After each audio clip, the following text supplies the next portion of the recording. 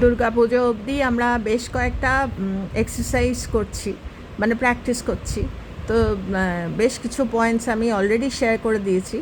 আজকে আবার আরেকটা বলতে চলে এলাম। সেটা হচ্ছে আমার সাউন্ডটা হয়তো কম, এর থেকে বেশি জানি না কেন গলার আওয়াজটা বেরোচ্ছে না।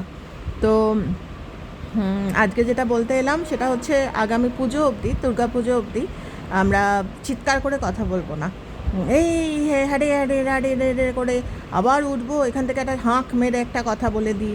রেগে বলা তো দূরস্ত, রেগে চিৎকার করে বলা তো দূরস্ত, মানে ভালো কথাও অনেক সময় আমরা চিৎকার করে বলি, আবার উঠবো যাবো, একটা হাই করে একটা ডেকে হয়তো বললাম, ওটা করব না। মানে শব্দ কর্ম তৈরি করে। তো এগুলো আমি বড়ো ভিডিও নিয়ে আমি আসবো আগামী দিনে, শেয়ার করব। কিন্তু এগুলো দুর্গাপুজো অবধি নিজেদের ওই তৈরি করা, ওই মুখটা রেডি করে রাখার জন্য শেয়ার করলাম। যদি কিছু মনে হয় আমি কষ্ট করে উঠে গিয়ে তার কাছে গিয়ে বলবো, যাকে বলার একদম পাশে গিয়ে গায়ে হাত দিয়ে বা ডেকে যেভাবে হোক বলবো, ওতে সুকর্ম তৈরি হয়। সেটা কেন, কি ব্যাপার, প্রত্যেকটাই ভার্চু ওরিয়েন্টেড। আমরা বুঝতেই পারি না এখান থেকে ডেকে কথা বললে আর কি কর্ম তৈরি হবে।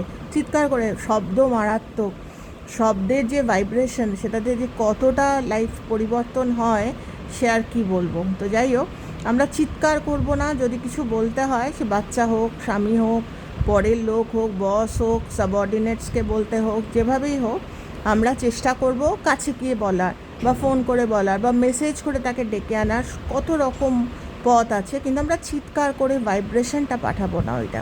তো এইটা দুর্গাপুজো অবধি আমরা যারা অবশ্যই পালন করতে চায়, সবাইকে নয়, যারা মনে করবে, আমরা হ্যাঁ করে দেখি তো যে জীবন চেঞ্জ হয় কি না। জীবন চেঞ্জ হতে বাধ্য, এটা আমার গ্যারেন্টি।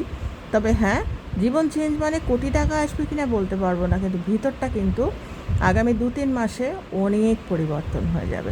আগামী দিনে ট্রেনিং নেওয়ার জন্য ভালো থেকো তোমরা সকলে।